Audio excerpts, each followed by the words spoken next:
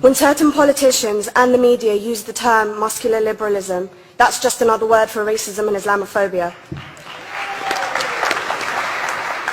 This stance on Islam has led them into primary schools to ascertain why young girls wear the hijab, as it could be interpreted as a sexualization of these young girls. I say shame on Ofsted for victimizing young girls, for choosing to wear religious articles of clothing. There is no such measure made for other religions or other articles of religious wear.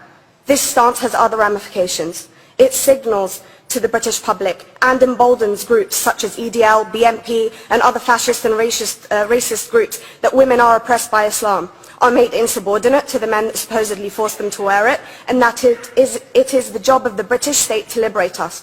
We reject this imperialistic saviour thinking.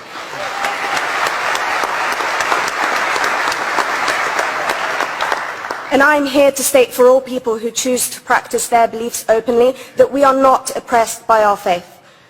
Islam is not one homogeneous block. There are Muslim women who do not wear the hijab, and that is their interpretation of their faith. The Quran beautifully states, "La ikraha fid din," which translates to, "There is no compulsion in religion." My faith has given me the right to choose 1,400 years before the Universal Declaration of Human Rights told me I could. A fun fact for you, conference. My dad didn't want me to wear the hijab. I chose to. Those of faith, thank you. Those of faith should have the right to choose to wear their articles of faith. Sikhs wearing the turban, Jews wearing the kippah, or Christians wearing the crucifix. Practicing my right to freedom of expression through the hijab empowers me and other women like me to know that we are able to make decisions for ourselves. Through the hijab, women like me feel empowered to overcome the social expectations of sexualization that is relevant and has currently resulted in many cases of anxiety and worse. I can speak for myself and others like me. At school, I was able to focus more on the thoughts that were running through my mind than how good I looked to the world. The NUT has supported a woman's right to choose when it comes to pregnancy. I want conference to support my right to wear the hijab.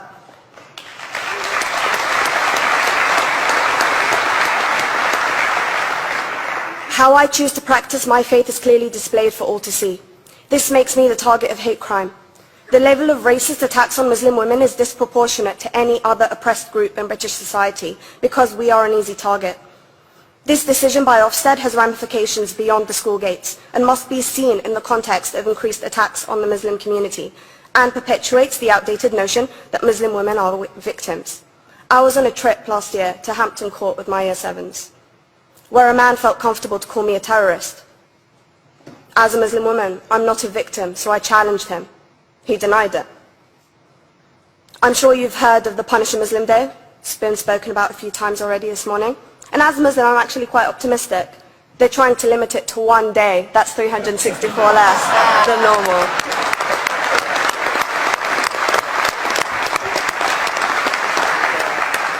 But let's be clear, conference. Islamophobia and other forms of racism affects non-Muslims too. If we don't challenge this stance as a collective, we may turn into a society like France, where women are forced by the law to choose between their faith and their education, their faith and their right to work in the public sector, their faith and their right to enjoy a day out by the seaside with their families. I want to end by stating that I came to this country as an 8-year-old refugee. We are Palestinians, forced out of our land in 1948.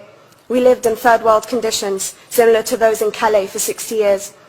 Here, I received the support I needed to study law at university and become a secondary school citizenship and PSHE teacher and a school rep. An injury to one is an injury to all, and I want to thank the Union for its stance on all oppressed groups, in particular mine, Palestine. Thank you, conference. Thank you, Latifa.